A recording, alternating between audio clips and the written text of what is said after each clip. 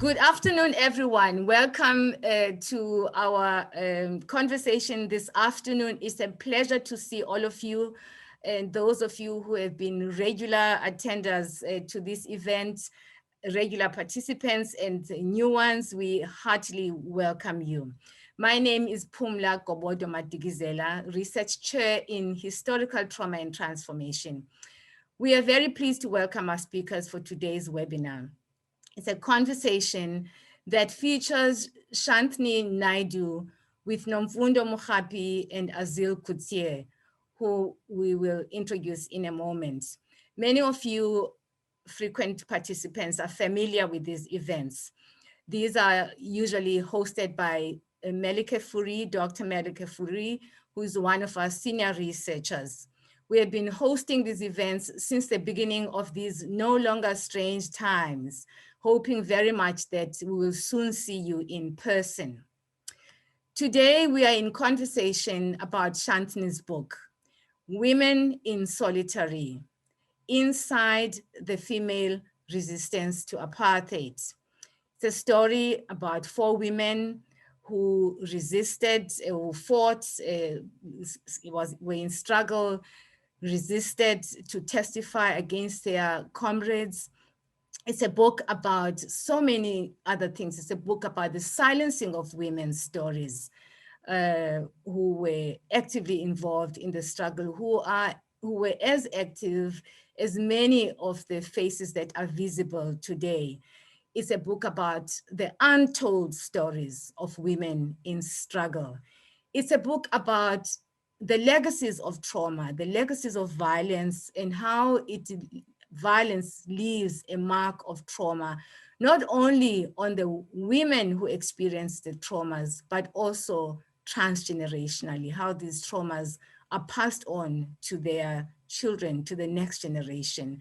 These are topics that are important in our country, especially at this time. I want to say something before I introduce our speakers about resistance, about just one of the people who is the grandfather of literature, known as the grandfather of literature, what he said about struggle and resistance, Ngugi wa Thiong'o.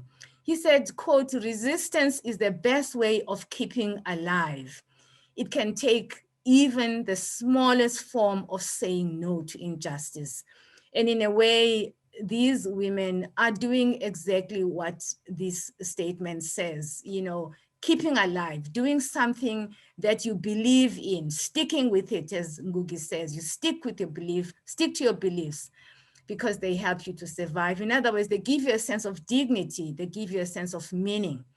And Shanthini is going to share with us the stories of these women who lived that kind of life. So I want to go straight into introducing our speakers this afternoon, starting with the panelists, Author Shanthini and Nomfundo Mogapi.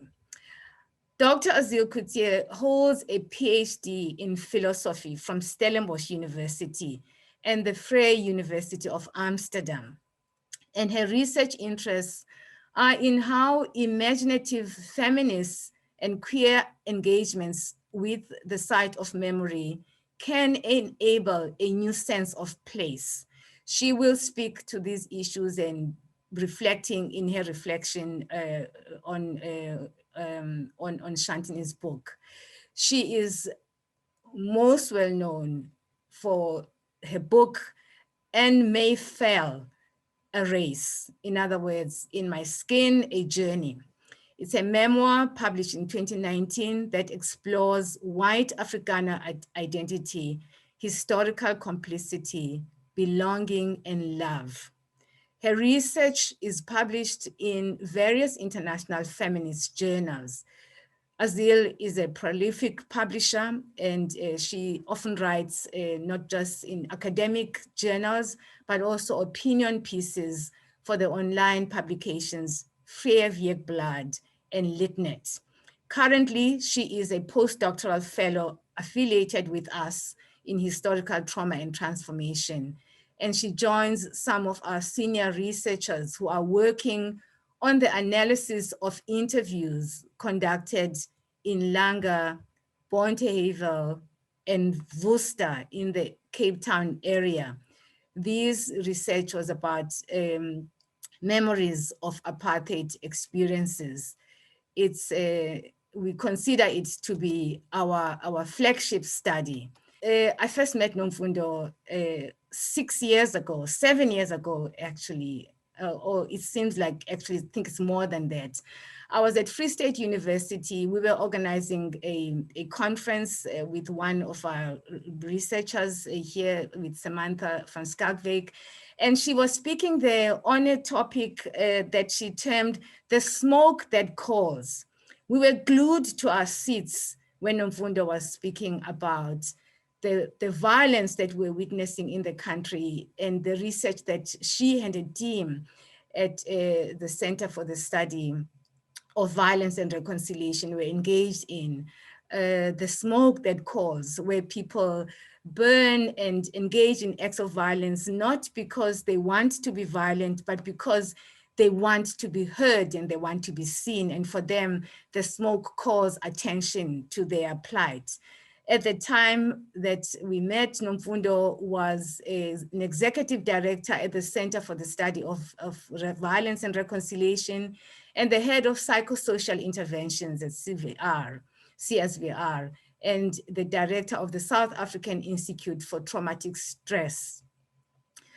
Nomfundo has been a guest numerous times in our television screens. Whenever there's violence, she's the go-to person. She speaks really in ways that you want to understand. You want to hear more about what she's trying to get us to understand. I mean, her words that she uses include, you know, we are a country unable to manage the stress. We are a country in crisis.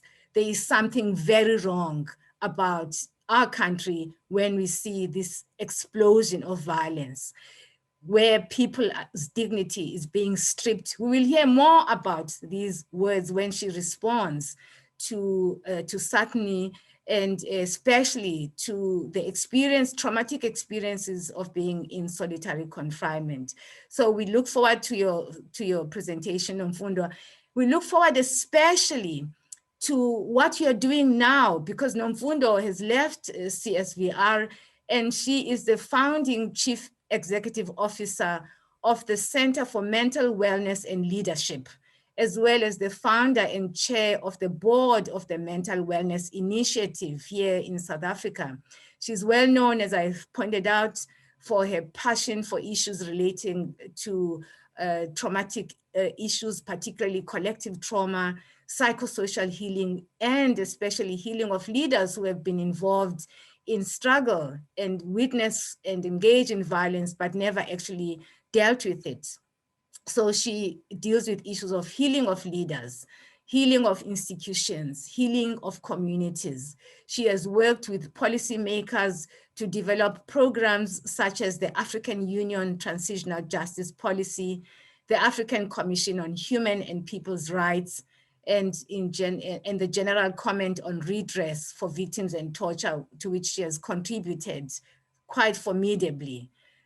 Nomfundo has worked with leaders from across the globe in the African Union Commission, government officials, including senior managers and heads of departments and directors, and NGOs as well. So Nomfundo, we're really looking forward to your work and to hearing more from you in the public about what is happening to our country. And now it is a great pleasure to turn to the introduction of Shanthini Naidoo. I want to share with the audience some of the praise of your book by leading literary critics, one of whom is Michelle Megwood, who is well known in South Africa as the doyen of South Africa's literary scene. And this is what she has to say about Shanthini's book. This book is a, quote, a vital slice of South African history. Naidoo beckons these forgotten women back to center stage to remind us achingly of what true courage and sacrifice mean, unquote. And then Dr. Tlaleng Mofokeng, who is the United Nations Special Rapporteur on the rights to health, of women's right to health and reproductive rights. This is what she has to say about the book. As one turns the pages, you are left stirred with visceral emotions because we are these women, they are us. This work is important in the collective healing of the wounds in our hearts, unquote. And Farial Hafeji, who needs no introduction to you all, echoes what these women are saying. She says the book is a vital reminder, an eloquent salute to the women whose shoulders we work on. And so this is what women say about Shanthini's book, this very important book. And you get a sense that this is a powerful book, it's a book that must be read. She is herself, she has been a journalist in the Sunday Times, working on in content marketing. She has worked also as a news editor for the Times newspaper and features writer. She's been also a writer at the Opera magazine. And she studied, this book is based on a master's in journalism and media studies at Wits. And the book, and I'm very pleased to see that the book has already been published, it's been published as a second publication in the United States, and it's been translated into Belgian, and is actually about to be multiply published by other publications as well. This is the Belgian translation. This is the American publication, and our own, and I hope you can see the copy of our own just behind me. So Shanthini, we are delighted. Congratulations on this book. And we know that you've been doing the circuit, launching the book, speaking about the book. In fact, as of yesterday, you were at Rhodes speaking about your book at Rhodes University at an event that was celebrating Women's Day there. So we now are with you. And could you tell us what motivated you, what inspired you to write this book? Thank you so much, Prof. Firstly, thank you for having me. And it's been many months since we started talking about us connecting at Stellenbosch, because you and your team are doing such amazing work down there around the trauma. And for those who don't know, Prof also features in the book a little bit in terms of how we understand healing through storytelling, which is exactly what the purpose of the book is. And I have to say, it kind of evolved into that. Starting out as a thesis, it wasn't even going to be my research topic. I started out looking at digital trends in media. And what changed all of that was that Mum Winnie Mandela died on early in April in 2018. And I was sent out to go find her cell, where she was kept in solitary confinement for close to 2 years, over 18 months. And at the time at Pretoria Central Prison, I came across the trial that she was involved in, which featured 7 women, including herself. And what was interesting to me was that the names of these women were not very well known. Some of them are, but they'd sort of disappeared a little bit from our history. If you read the book, one of them has a similar name to mine, which was also intriguing, because growing up and working in media and in journalism, I wasn't aware of Shanthini Naidoo, who's an 85-year-old who lives in Johannesburg and who was an integral part of this trial. So it was interesting. It provided me with a personal link to find out more about the story. But what this change of thesis was about was actually to look at this, and I think Dr. Kutsia Azil mentioned it so nicely in her review after reading the book recently, is that and I didn't know it at the time, but it's actually this intersectional feminist story, which was unexplored around this trial particularly. And I had focused on some of the work that was being done around Winnie Mandela and her post-traumatic stress disorder. And it was really about, although she was a central figure, what about the other women who were part of this trial with her, and how they're a microcosm for every woman who was an activist at the time, and also every woman who lived in South Africa at the time, because we don't often think about how those 50 years were so abnormal and were so devastating to our psyche as a nation. And to bring it back into that 2018 space, it was really, why are we here as a country? Why were we talking about fees must fall? Why was Me Too relevant in South Africa, and how all of this tied back to that psychology? And that's really where the book started out. It's really where the topic for the thesis started out, and it evolved into into the book in this way, where I further explored the stories of the women. And I have to say their names because they forever inspired me, and for whoever has come across the book, now we can say they know these names, and we can say these names. But the book really tells the story around these big themes, but it's centered around the 1969 trial of 22. And it was the women who were in the trial were Martha Dlamini and Thokozile Ngoma, who both passed away. And then the women who were still alive and still, living in Johannesburg and in Port Elizabeth were Shanthini Naidoo, Manrita Nzanga, she's the most petite but most vociferous spy that you will ever come across. She is a tiny person who actually used to smuggle children across the border to get out of South Africa and to get their education. And she'd had an amazing story of resistance activism from the unions, and experienced personal trauma around her 5 children and her husband, who actually passed away in detention, also as an activist. Mamnondwe Mankahla in the Eastern Cape was very involved in work organizing with the ANC, which was very active down there, particularly with Governor Mbeki. And someone who I am particularly inspired by, Joyce Sigakane Rankin, who was a journalist and who was detained for her media work, but also was engaged to a Scottish doctor. And just as she was about to go into exile from being a banned person in South Africa, where you couldn't do anything and you couldn't move around, was detained and left her very young children behind with her mum, and then escaped into exile and had, still contributed to the struggle in her own way. But this all after all of them experienced 18 months at least of solitary confinement and what was essentially torture and interrogation over that time. But and it sounds like a very sort of heavy narrative, but what's really inspiring is that it's a story of women and how they stood together, how they actually managed to avoid lengthier detention. And we know that imprisonment in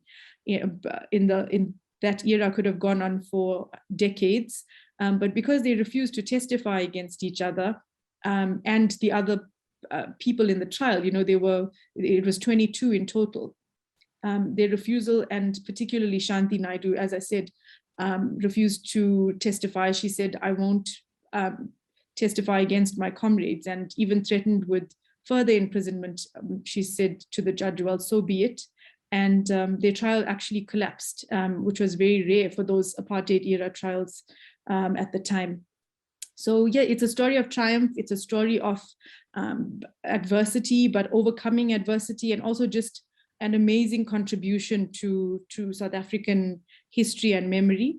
But at the same time, there is an aspect that looks at the effects of this detention and the exile even of the women on their children, and how all of that translates into where we are today. And I love how Prof. Gobodo-Madikizela says in some of her writing about how these affect us every day, and we actually may not realize that these everyday traumas, whether they manifest in road rage or if they manifest in, the incidents we saw in KZN recently, looting and violence and everything else, like, why is South African society where it is? And these stories give us a few clues into that. Thank you very much, Shanthini. In the book, there's one thing that I want you to expand on, especially because we have Nomfundo here. Actually, both of them, this is relevant to their responses.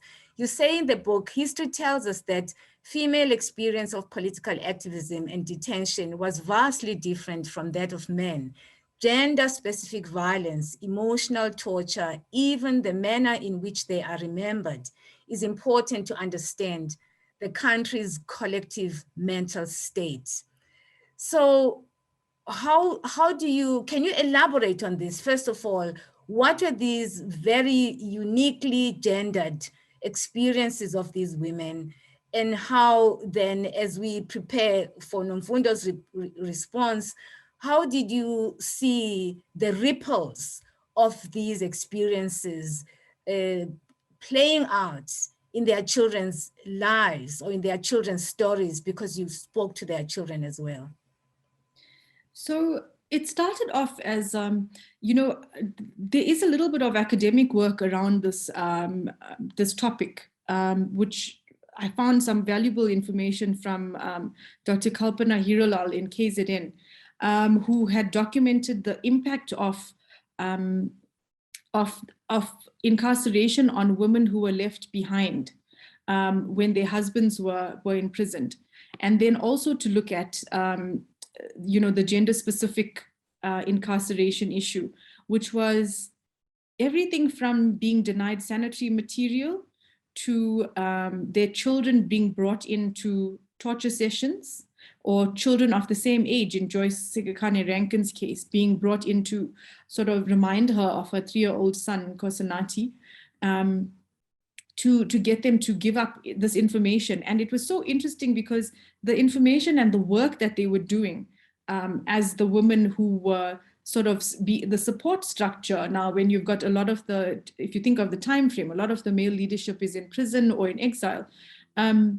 The work was very it seemed innocuous. It was, collecting funds for families. It was working as messengers and things like that. They weren't the ones planting bombs, so to speak. But at the same time, they were the small acts that they were involved in were treated so particularly harshly by the security branch, because it was keeping the movement going. It was keeping the ANC alive in South Africa at a time where some people even call it a lull in our fight for democracy. And it certainly wasn't, if you consider the work that they were doing, And then the gender-specific violence was, apart from the psychological effects of, as I said, bringing children into interrogation and threatening female prisoners with, drinking poison so that their unborn children would die if they were pregnant, and the torture and interrogation inflicted on their bodies by male officers, always a male officer, always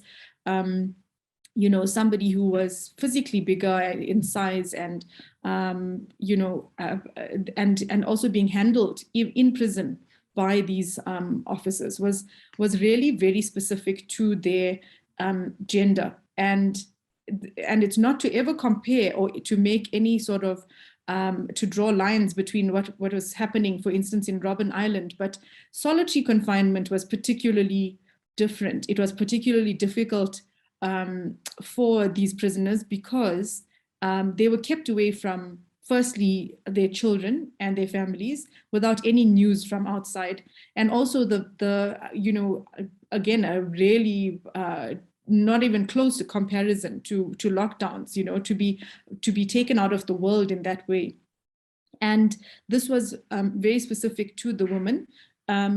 If you consider in Winnie Mandela's book, 491 Days, she says that Madiba mentioned to her about his 27 years on Robben Island included 3 days in solitary confinement, and how soul destroying that might have been, but that these women and many others went through months upon end of it. And there is a story that you tell about, not just about the women's direct experience of violence, but how the violence around them was affecting them. There's one really very moving story by Winnie, talking about how, you citing that story, talking about how she would hear the cries of the people who were driven to the gallows. And all of these women witnessed this, or rather heard this. And I'm really interested to understand how the women talk about this. I mean, when you sat right across from them, how do they, if you could share with us, how do they talk about this in relation to where they are today? There are these experiences that almost, you know, they almost were not sure whether they would live or die, because they were kept next to these people who were on death row, and they knew that this could happen to them, and people were committing suicide, or they were being murdered in the cells. Mm-hmm. How do they remember this? How do they, in talking to you about these experiences, can you share with us what those moments? I'm particularly interested, not so much in what they said, just in what the surrounding sense of their telling of the story is about. Is it a story that is, you know, of hopelessness? Is it a story of regret? Is it a story of anger at what is going on today? How do they position their stories, their experiences, in light of where we are as a country now? It's so interesting. And Prof, you asked about the ripple effects on their children. And I think this is what came out very strongly with all of them. They have never, ever expressed regret or,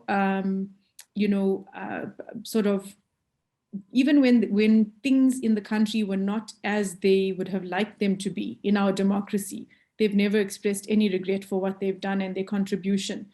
But it's interesting that came out also yesterday in the discussions with other women who were, sent to training camps and who trained in armed struggle, was that they were forced to leave their children behind, and that is the effect that was lasting, where they talked about all of their work in a very almost, Joyce Sikakane Rankin is, she laughs and she almost giggles a little bit about how they were warned by the elders, like Albertina Sisulu's saying, "Are you ready to get electric torture?" And things like that. And the work was never a question. And I think part of the important part is to remember that they purposefully, if they did have children, and they all did except for Auntie Shanti, they left their children also because it would affect their children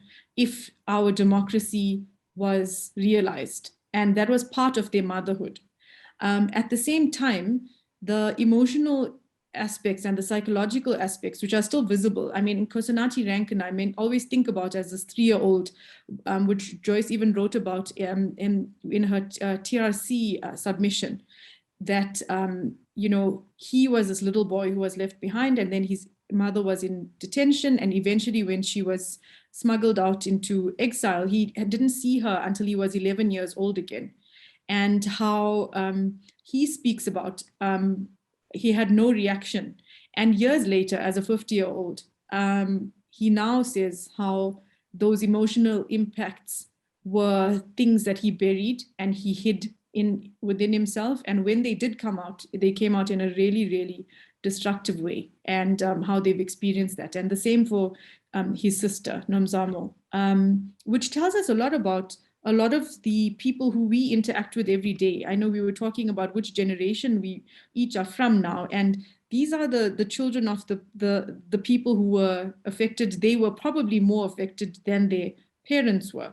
So yes, while they speak about their work with with bravery, and also when they speak about solitary confinement, it's always really difficult to to talk about. I had to fill in a lot of the pieces of the story from people around them and other reports around them, because it's not an easy space to go back to. For instance, Author Shanthini Naidoo says how she doesn't ever like to be alone in her home. She couldn't speak for a number of days after being released from that cell, and it still stays with them 50 years later. But I think the biggest impact, and that is where that intergenerational trauma is so relevant, is in speaking to the children and how they were affected.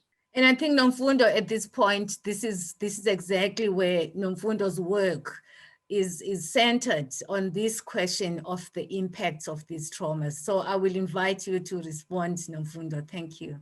First of all, just Shanthini, I hope I'm saying your name correctly. I just want to really congratulate you. I was just digging into this book when, and just so excited.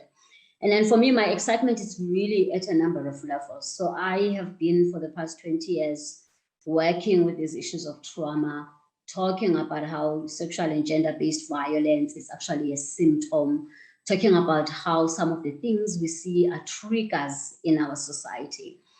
And I've always been saying that, our biggest challenge in South Africa is to really understand and tell a story.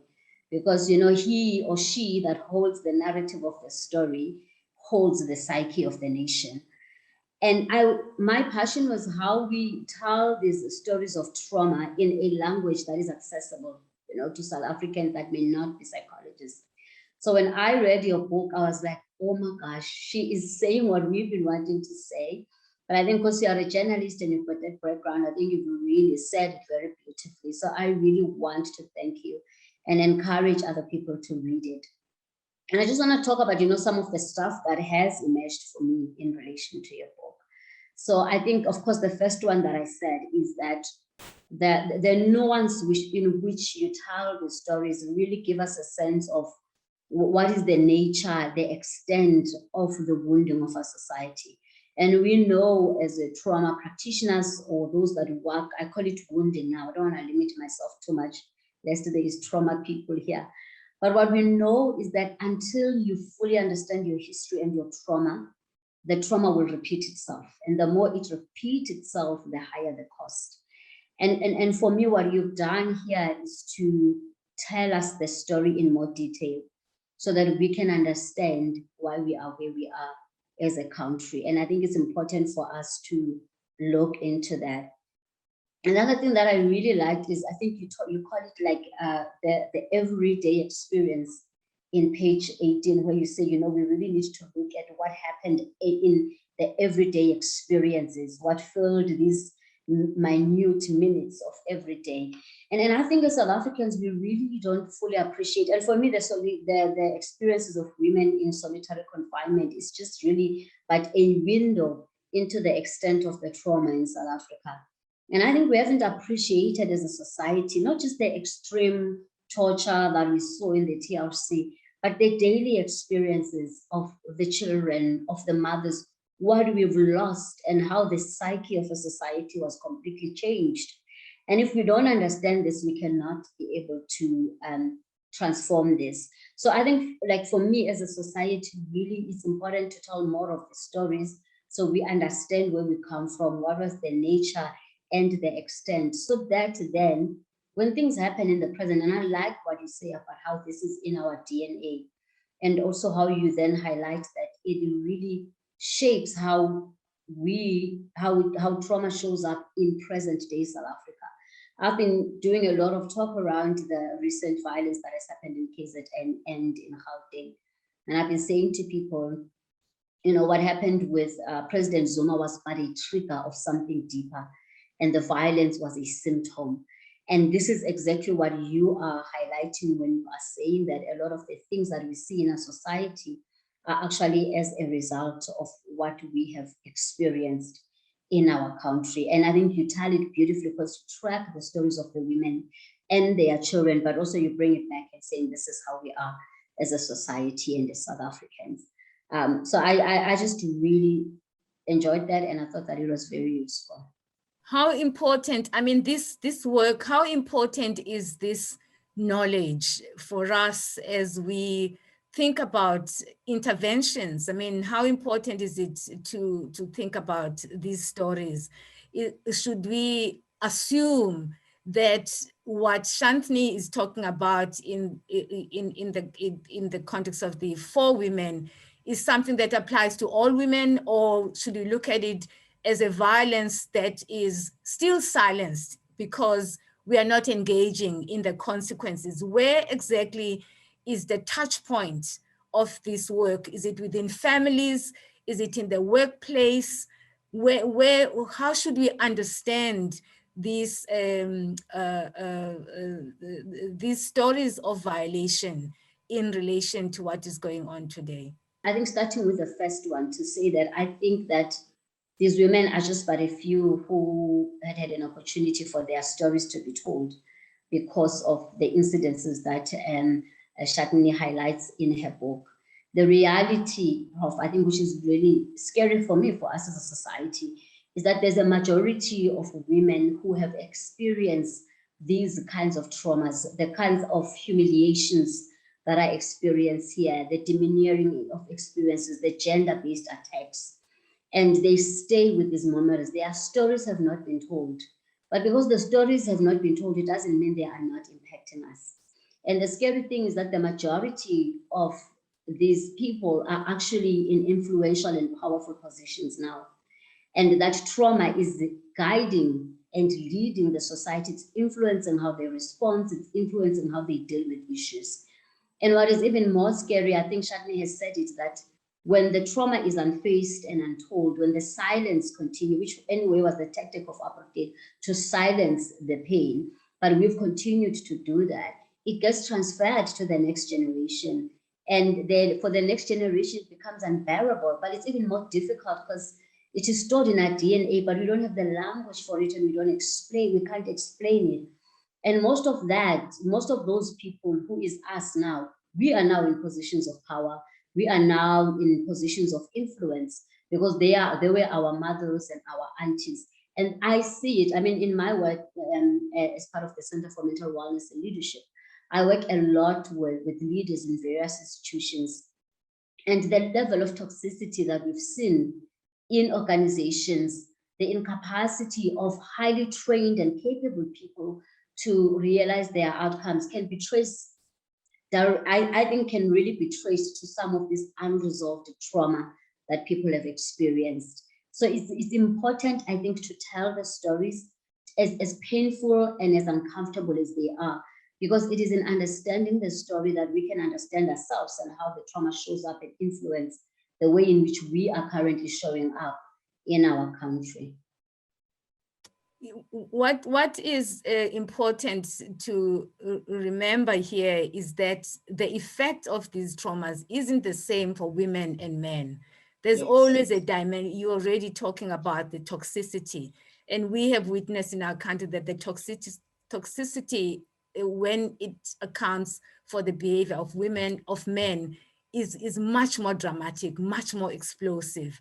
We heard, in fact, yesterday or the day before at Rhodes, at the event in Rhodes, women in senior positions of leadership telling stories of abuse in their own work, in their own experiences in the struggle. You know, as young women, very similar experiences to the ones that young women today are experiencing. And these are women who are my age. They are women who are really the second generation to the ones that, to the generation that Shanthini is writing about. You all are at least in the third generation, one might say, just to try and organize things here in terms of the birth sequence of our age groups. So we're talking about 3 generations, but we've witnessed the same thing that happened to that older generation happening at the level of the 3rd generation. And the doers of the deed mostly are men. And so how do you respond to this, Azil? I mean, how does one understand this gendered dimension of violence and as it plays out? Thanks, Prof.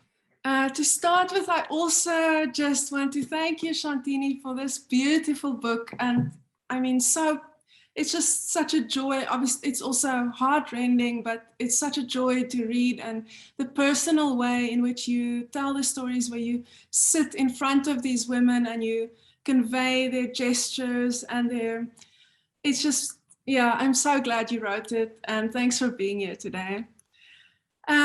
So to connect to what Prof. Pumla and Nomfundo have been saying now, if we think about the specific gendered harm of apartheid and colonialism before that, and the specific way in which apartheid operated, which was to silence, then I'm wondering about the reason for, or what you think the reason for the way we are leaving out these her stories, as you call them, in our contemporary collective understanding and memory of apartheid. So I think, and just to footnote my question, I can say, I think if one looks at the scholarship, one of the problems with which we are thinking about apartheid and colonialism is that we are foregrounding race. We are thinking of them only as systems of racial oppression.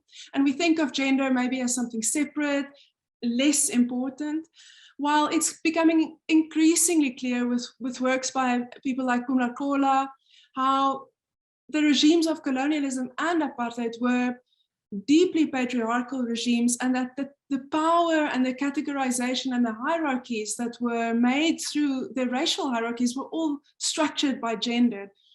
And we also see the harm, how you show in your book, the specific harm that the women experienced under apartheid was very much gendered. And then what happened, which you also explain so powerfully in the book, is the TRC comes, and there, almost at this moment where we make this foundation, the symbolic foundation for our new democracy, the stories of the women are left out. Not only their stories of their experiences, you say also how Shanti, her brothers get these long, they tell their long stories, and she has says a few words. But also, as Prof. Pumla mentioned earlier in our conversation before the webinar started, the harm that women suffered within the movement, the anti-apartheid struggle also in the training camps. So there was a kind of erasure of women's stories in this, in the TRC moment, which is the foundational symbolic moment for the new South Africa. So many feminist scholars argue that this almost conditions our new democracy already as a place where women's stories are not that important, where gender oppression is seen as less than, and we leave out these stories of women's fights against apartheid. So what happens, and here I can connect to what Nomfundo said about that we don't have a language, we are left without framework and a vocabulary to articulate not only women's power, but also women's pain in the aftermath of apartheid. And this is what you do so well in this book, is to kind of start to craft and to make up a sort of framework to think of women's pain, but also women's resilience. So, long footnote, my question to you, firstly, I was wondering whether you have any ideas about why we are so, and you say, I think page 239, I think I have it in my notes, you say the her stories make us uncomfortable. And so I'm wondering why you think we as a new democracy, why are we so scared of these stories? And then I was wondering if you could also pause for a moment at Winnie Mandela's story. So, because that is the one her story that we hear, but you repeatedly express your anger and your absolutely well-justified anger at how this story has been distorted, and we've only heard this one aspect, and feminist scholars have been trying to correct and tell us the fuller story. But so the point is, the one her story that we get is the story that's used against women again. So if you could talk a bit about how we put women's stories into our collective remembering of apartheid, and then how we position them in our new democratic dispensation. Thank you. Sure, it's really amazing also because I know this work comes from academia on my side as well, but to see the intellectual framing from both Dr. Kutsia and Nomfundo, it's really beautiful to see it dissected in this way. And I don't know whether that was the intention with the book, because it started off exactly as you say, from a place of anger, and there was a revolt at the time that Winnie Mandela passed away, and it was because of the way that she was remembered. And Sisonke Msimang wrote the book after probably it was less than a year after she'd passed away, about how even then it was almost like she intended to reframe the way that we are remembering Winnie Mandela, because it was so distorted and there were so many aspects that went untouched. And for me, the reason why, I can't explain it, even as a journalist for nearly 20 years, why we had to focus on women around Women's Month, why we focus on women only when they do absolutely extraordinary things, and then we spotlight them forever, and you repeatedly see these names. It's a difficult one. I suppose the writers of history, and there's been a lot of work that's been done already. This book is a very for me, and I think that's why it's been so accepted even internationally, is because it's written from a point of view of a person which is myself, coming out on a journey of learning on my own as a person of this generation who didn't know these stories well enough, and then also trying to interrogate why, and also for people like me who haven't explored enough in terms of our history, and that's because our curriculum never allowed for it. When we did at journalism school, we learned about the world wars, in the early 2000s, that when there was so much South African history that could have framed our narratives. And if you think about, if you're teaching journalists that kind of history and they're not exploring on their own, or if they do, they don't find the material that they want, what does it say about what the work that those journalists will do for the future years,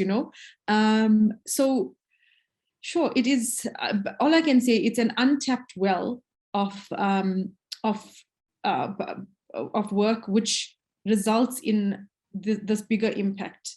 And I think because of the world moving in the way that it has, and if you even think about the recent events, and I chatted to Prof about this earlier, is that are we speaking about it more now, or is it more visible because it's in my mind frame, because we've had Fees Must Fall and Black Lives Matter and Me Too, which were very, very impactful movements. And I suppose it's an ongoing task for all of us who have the opportunity to raise these voices to do it.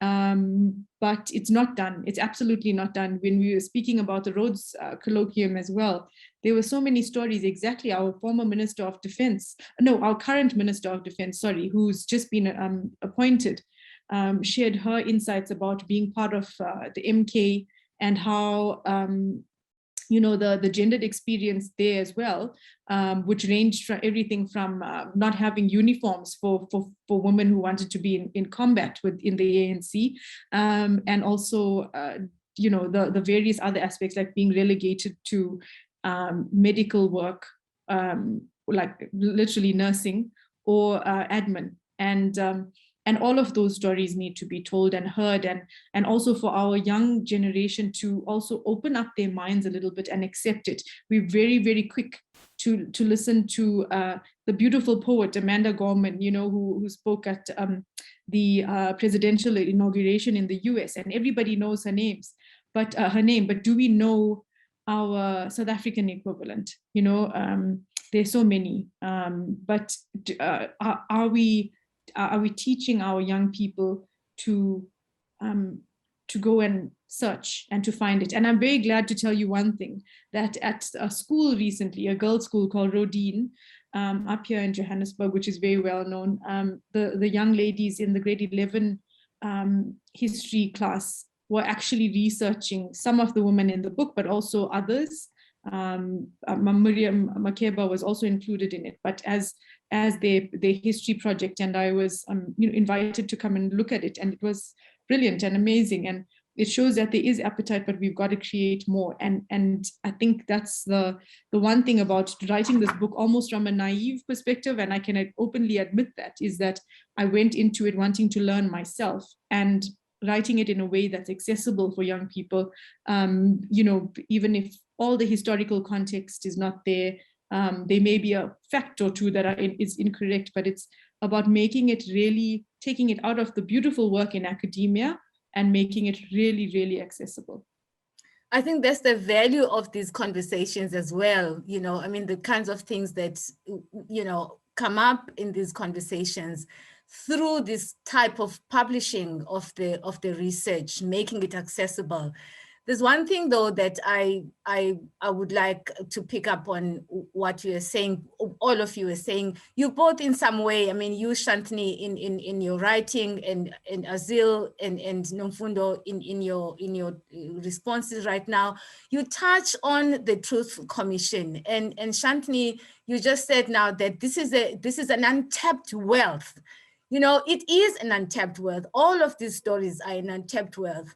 But I wonder whether the tendency is always to go for the big names, because although it is untapped, although we keep on saying that there are silenced voices of women, there are women whose stories are not told or are not known, it's always, the same women who are, in our eyes, we squabble about their not being mentioned because they were also, in these roles, in these important roles.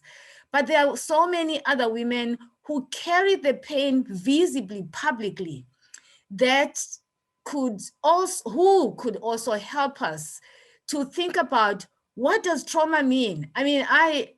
Some of you know that I write a lot about, in my work, or I think not so much write pers, I think a lot about, for instance, Nomfundo. Nomfundo daughter is one of our PhD students. To ask the question, what is going on here? We know a lot about Lukhanyo Kalata, his story, of pursuing what is going on with his father. But what we are not asking is, what is actually going on here? Here, Nomfundo has been publicly, she has been publicly carrying her trauma. She's had moments of being interviewed, on television. She's had moments of stories about her. She and other women like her.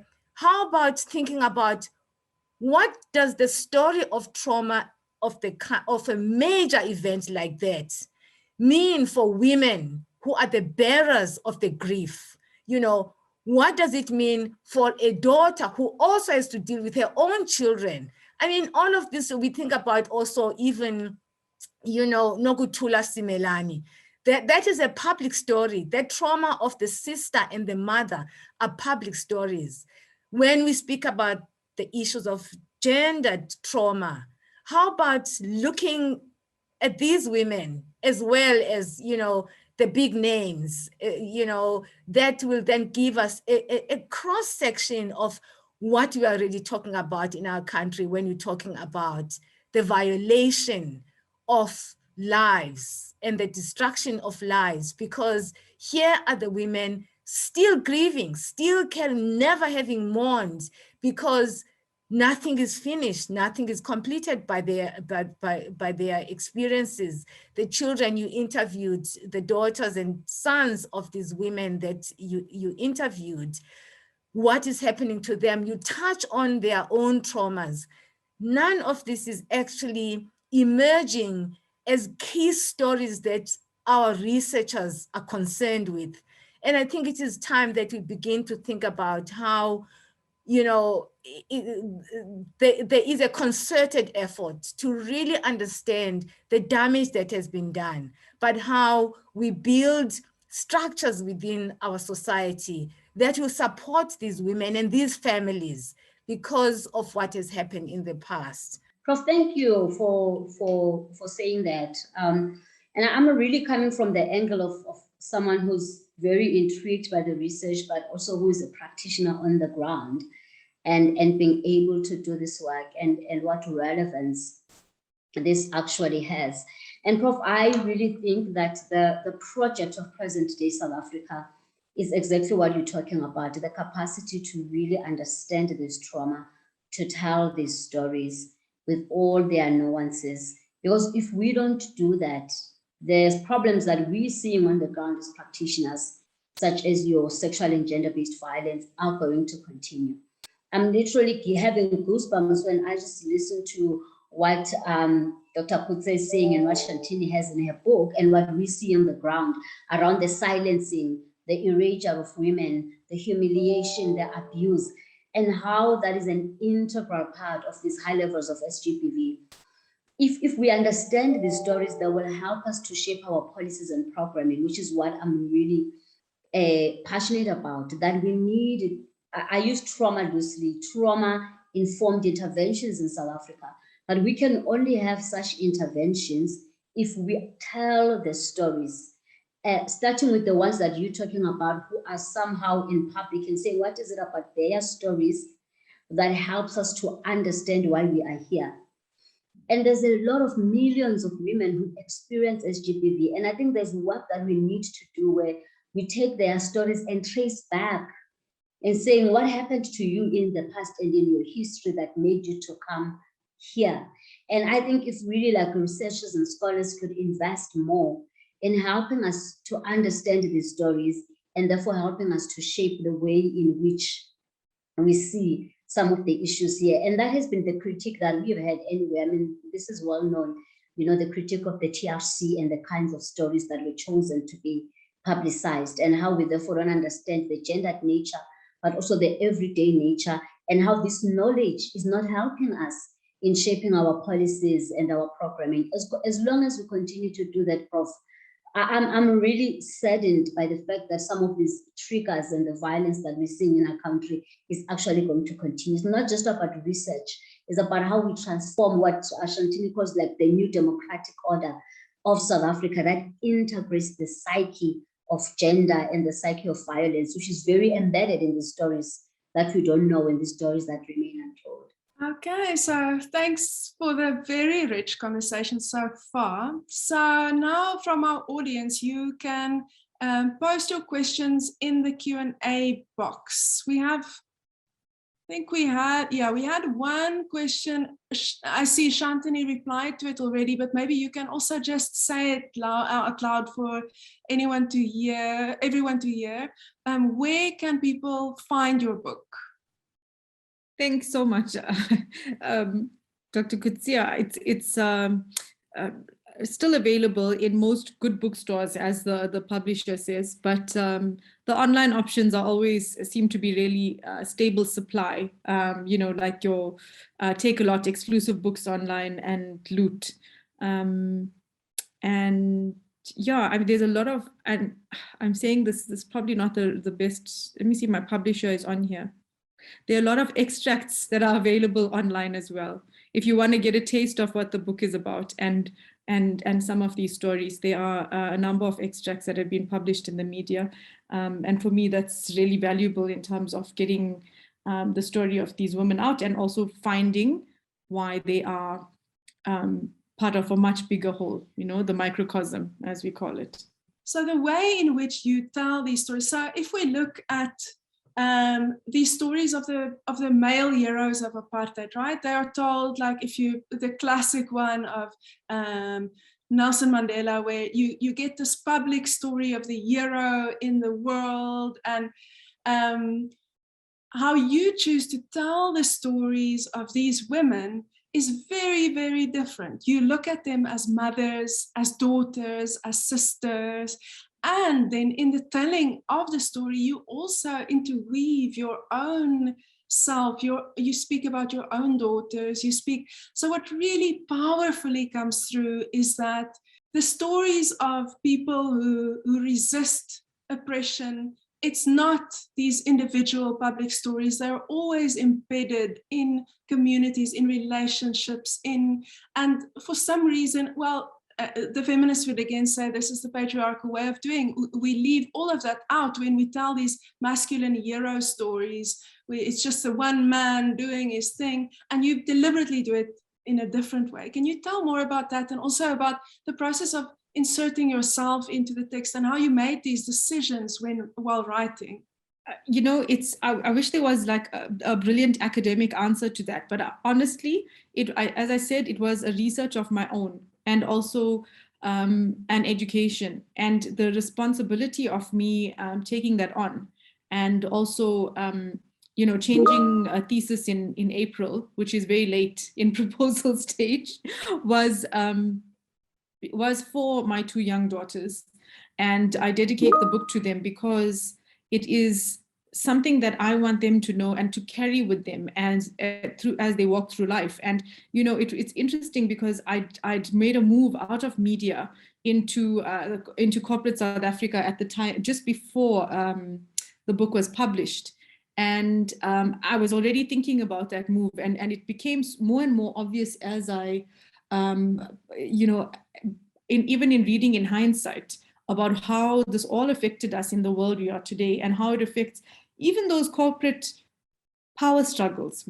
Everybody knows about them. We've all sort of been there. And if we know these kinds of stories, and if we make them part of who we are as South Africans, it's part of our identity, no matter whether we were the loud activists who are known, whether we were the quiet activists who are known, whether we were not activists at all, whether we had no struggle credentials. And it's interesting because Prof mentioned about the hierarchies, about who gets mentioned and who doesn't, and who gets to tell their stories, because as women living in South Africa, and the same for my children, is that we have this this history, which is very dark and very bloody and everything that our history is, but we also have this strength and this triumph, which took many years. It took, you know, there was, as you say, colonialism and then apartheid. It took all of that time to get to an imperfect space. We aren't in any way in the perfect place to be, but when we know these stories for ourselves and where we come from and what our history is based on, and are able to identify with it, it gives us personal strength. And you know, there's so many aspects to that already. There were discussions yesterday about identity politics, and I know your book, Azil, obviously dealt with this as well. But it's to be able to identify and say, I am South African, I am a South African woman, and this is where I come from. That was the intention. You know, to take ownership of it. And I was also very, very lucky to be given the opportunity by the women in the book to share their stories with me, because they almost didn't think that it was something that was, you know, worthy of telling as a story, because they were so dedicated to their cause. And, you know, part of that, it has some humility, but at the same time, I was very pleased and grateful forever to have their permission to tell their story. So yeah, that is kind of the framing around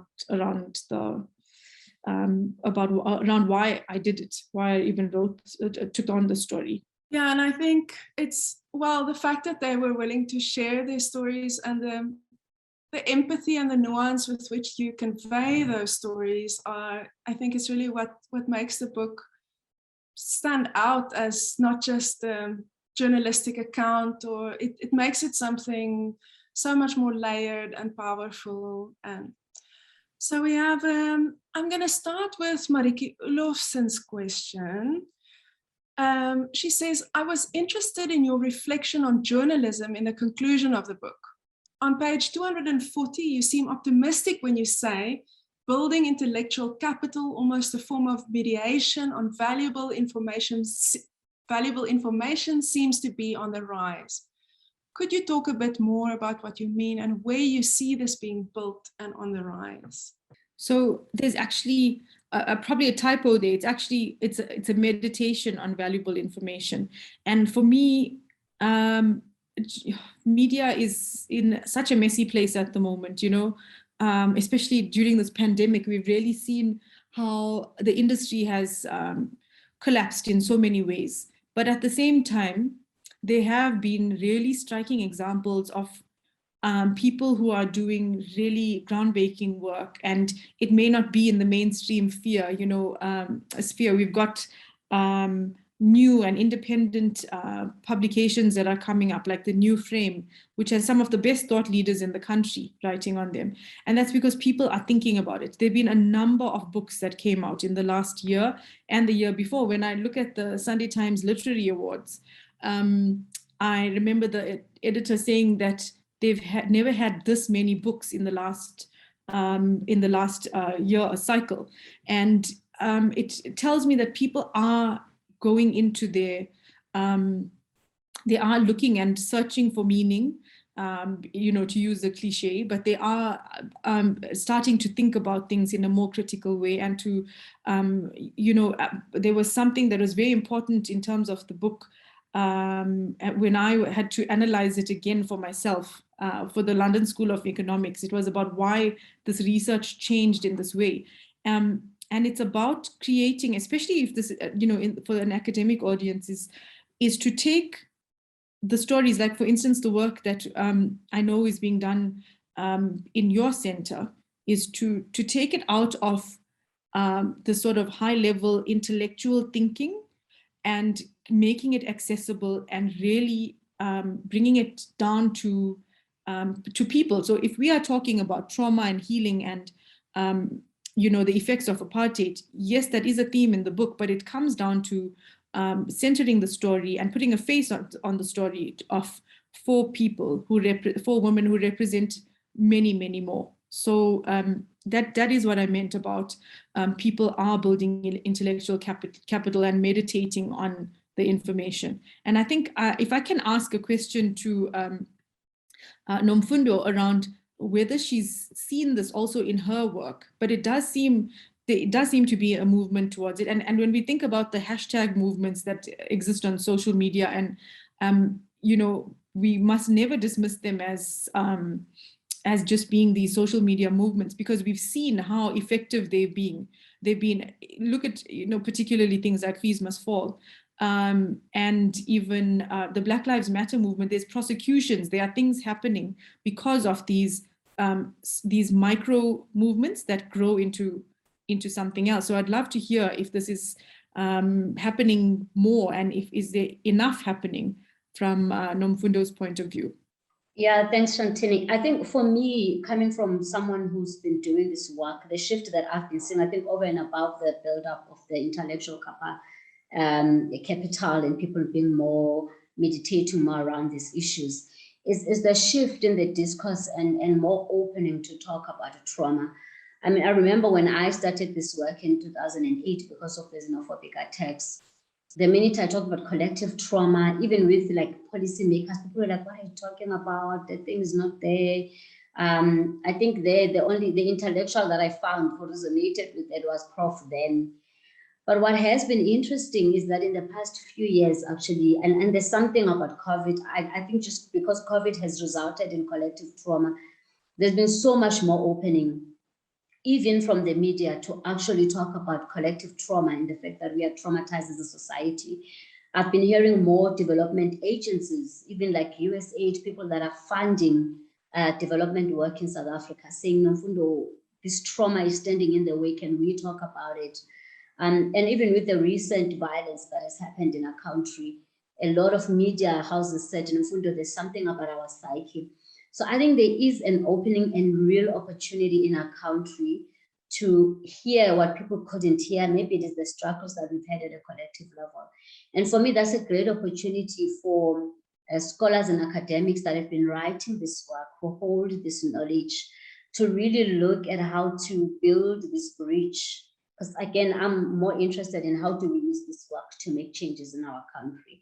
So how do we really create those spaces for sending this message to how the journalists tell their stories, Shanthini? How do we help them? If they are going to be reporting on the violence in Phoenix, how do we help journalists to bring the trauma lenses? If they're going to be reporting on corruption and what's happening, how do they bring the trauma lenses? Because I think it is only when this enters the public discourse of our society, and media is critical to this, that we can really begin to bring healing. And just to caution, I think the crisis in our country, which always concerned me, is that when we are going through difficulty and challenges, which is COVID-19 and the violence, people are more open, they listen to us. After that, they go back as if the trauma never existed. Then a trigger happens, it erupts again. Nomfundo, come. I'll be saying to them, I'm just so tired. We've been telling you already in 2015 with the second round of xenophobia that we've got a ticking time bomb. We need to go back and deal with the trauma. But I also want to call on us as the people that are thinking about these issues as to how we bring the trauma understanding and ensure that it enters the terrain of those that are responsible for ensuring change, whether it's economic or developmental or political in our society.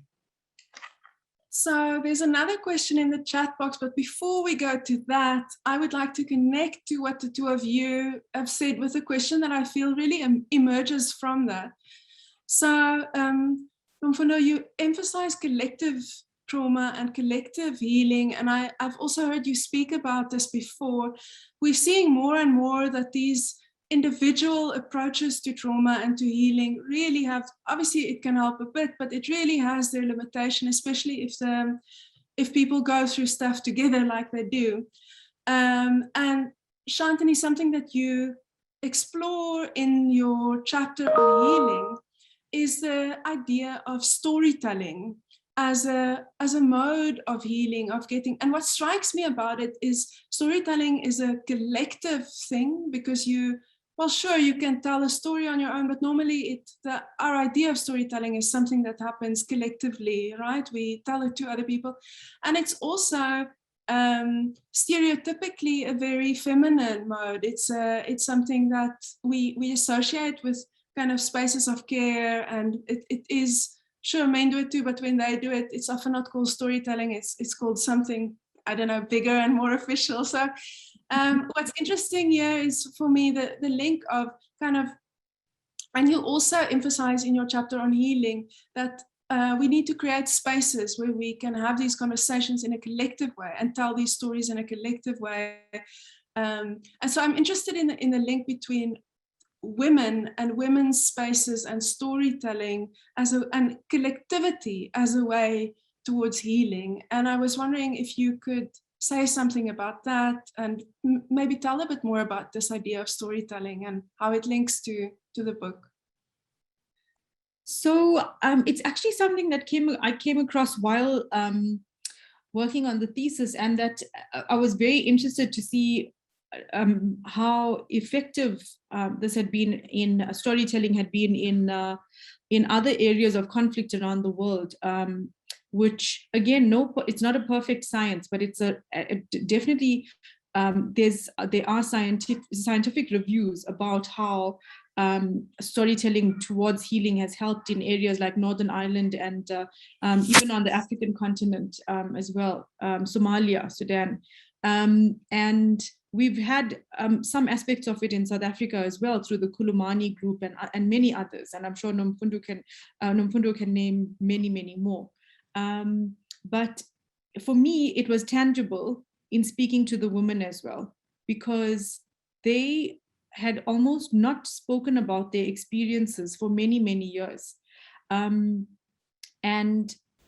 for them to go back to that space, there was, you've got to think about the interview techniques and things like that. And some of the psychological recommendations or psychologist recommendations was how to interview them in a way that would allow them to feel comfortable, but and also not to release secondary trauma, because that can also happen. So it has to be done in a really, in a very gentle way. And yes, that may again lean towards women, but it's definitely not. It comes from, our African stories told around fires. And, this is how we passed on knowledge, eons ago. So it's, I think it's definitely something that can be explored a lot more, and it's definitely needs to be done a lot more, but in a very constructive way. And I think that's where probably the work of, even in mainstream corporates and things like that is so valuable, because it will allow us to almost handle the experiences of our peers and those around us in a way that is, again, accessible. You know, it's not coming from a research paper or a, you know, a highly placed male leader. It's coming from each other, from people who are talking to each other. So, and I think that's very, very valuable. I think there's also a wealth of knowledge that comes out of fictionalized narratives as well. I've seen this especially in the Zimbabwean situation. I mean, we had a guest not so long ago of name by the name of Tsitsi Dangarembga, who writes about the violence, and the stories actually Zimbabweans are leading in this regard, especially women writers writing about women's experiences of the violence that happened before, you know, during the war, during the colonial era, and then after independence, the violence that happened after independence. They're powerful, powerful ways of telling the story. And in a way, also in response to Azil, there's something about a story that joins other people's story with the storyteller's own experiences. And in a way, it allows us to move out of this individualistic way of thinking about trauma. It helps us to imagine. It's really, you know, the possibility to imagine the stories expanding beyond the individual storytellers to others. So for instance, you know, one woman who's carrying, you know, her trauma that is still unaddressed, one can relate to that woman's story, you know, or that woman's child. Another younger generation can relate to, this is what is happening to us because these were experiences that affected people collectively. And so it allows even the field of psychology to think through the idea of moving from individual to collective. And I think stories are able to do that. They allow us that space to expand, you know, to broaden the narrative beyond the individual tellers, because her story becomes representative, whether it is a real story or a fictionalized story. The journey from individual to collective is opened up through these stories, through the process of identification and representation of these stories. I think this is the beauty of this story. I think that this is what we have got to also be aware of, about what exactly do they do, how do they apply, they move from individual to the broader society, not to just glibly say what happens to individual happens collectively, to think about what exactly does that mean. I mean, one of the things that we talk about in our research initiative is how bodies carry memory as well. That is not just trauma as in the mind, but it's also bodies carry trauma. And you can see sometimes when women tell their stories, they actually tell them with their bodies.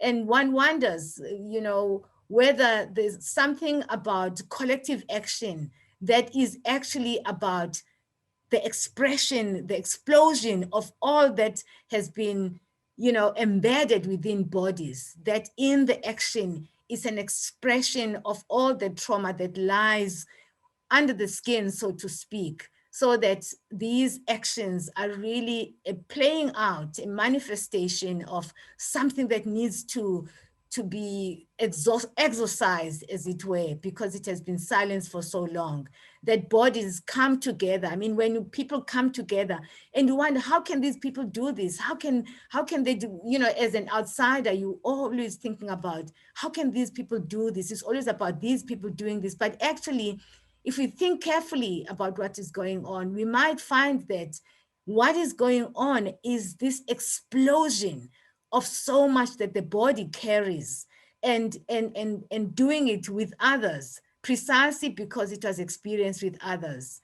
And so these are some of the questions that I think as scholars, but also, you know, in the public domain, these are some of the things we have got to think about. And so I think Nomfundo is right in talking about how do we engage in this dialogue so that we are bringing the science into the public, in conversation with the public, domain, so that the knowledge is really not just from the minds of scholars, but it's also from the grassroots level. It's from witnessing and also engaging at that level of the publics. So yeah, Prof, I think what you've said, it's really profound, when you were saying that when the trauma is not dealt with, because it's in our bodies, perhaps what we see is the expression of what has been embedded in our bodies and an explosion of that.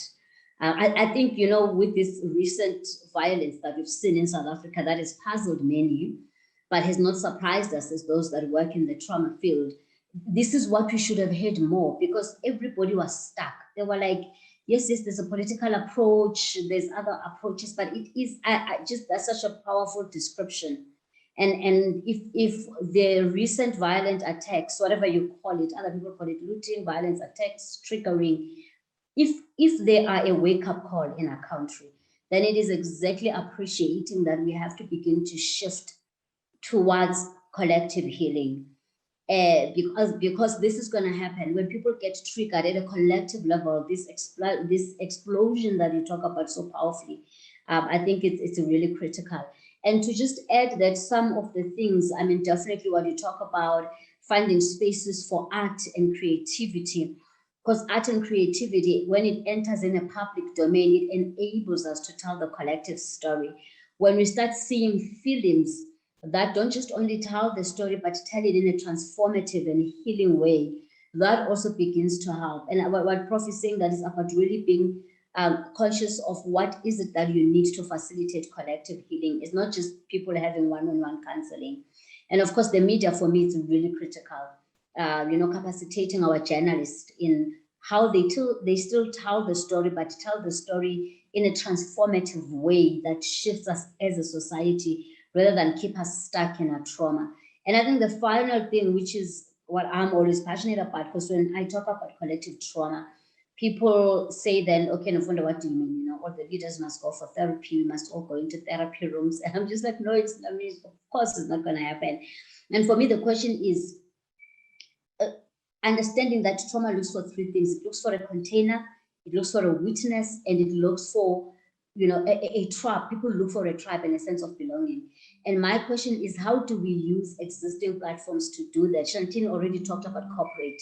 Been talking to corporate leaders saying, like, put away money, not just for EAP. There's a lot of money going to EAP, employment assistance programs, which is one-on-one counseling, but to create spaces where the workplace becomes another space of a container. How can we make homes spaces of containing the trauma and enabling it to be told?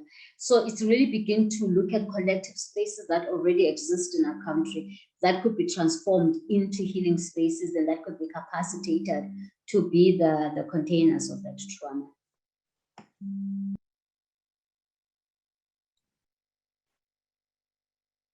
Okay, so we have a very specific question and we have a broader question about collective healing.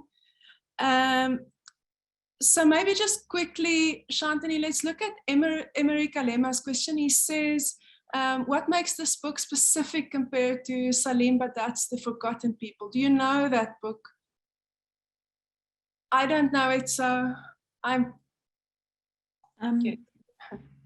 not intimately familiar, but in fact, yesterday, Prof. Badat spoke about it at this conference, and it was really wonderful to see. And the thing is that books like mine, and again, it's a debut piece of work. It is, as I've said, it evolved into what it is today. But it adds to a body of work. It's not a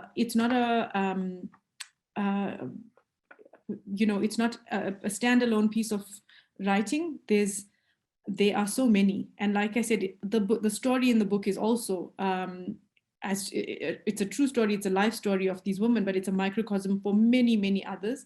And there are so many other pieces of work, not only literary. As Nomfundo mentioned, there's art, there is, music. Music was such a huge part of our storytelling, even during the apartheid era when it was banned, and and the way that people express themselves. So yes, it is unique in that it tells the story of this specific trial, which was also a unique trial. As I said, it was something that was, the women, by them standing together and the trial collapsing, made it different to others.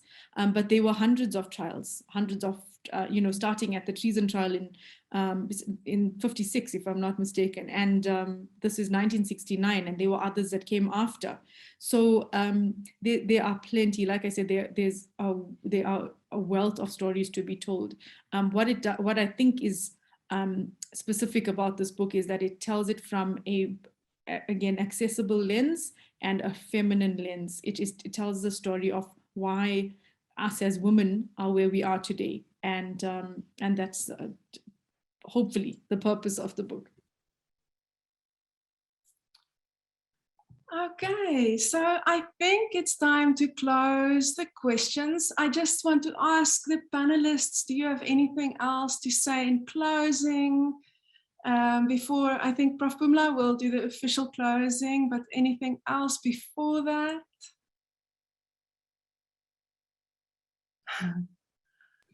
I just want to, one thing that I opened with, I just want to end with that says that, she that holds the narrative holds the power over the nation's psyche. So we need to reclaim our narrative so that we can heal and reclaim our power in our society. And thank you for this opportunity. I really just enjoyed this. I just want to say thank you as well. It's been such an amazing discussion, and again, have learned so much, and I'm absolutely touched that this work, and on behalf of the women, my gogos, as I call them now in the story, that we've had a chance to again lift their names and their voices. And thank you to Prof for all your assistance in terms of framing and creating such a beautiful discussion. Thank you very much to Azil for actually being the person who was coordinating this whole plan this afternoon, and to Unison, who's always behind the scenes. And once it's all done, Mikhail Mutala will take care of posting the conversation. We look forward to seeing you both back. We are going to, next year, we are establishing ourselves as a center, the Center for the Study of the Afterlife of Violence and the Reparative Quest. And we are launching this in January. And one of the questions that will be at the center of our work are conversations with women who carry trauma from the past, unfinished traumas. And so our vision is to invite people like yourselves to be in conversation with these women. We have not written to them formally yet, but we have a handful of women in mind that are going to be in residence with us throughout next year, some longer than others. But we are hoping that those conversations will not be just about informing us about how to think through these experiences, but also how best to support them at a public level. That's really, it's going to be in full consultation with the women. And so what you said today and the work that you do is so important for us as we imagine what that will look like. So we look forward to coming back. Thank you to the audience, always. We really appreciate your visit, and please come back again to our events, and we look forward to a more live presence of the audience when things are better for us. So thank you very, very much. And goodbye, everyone, except to the panelists. Please, the panelists, please stay behind.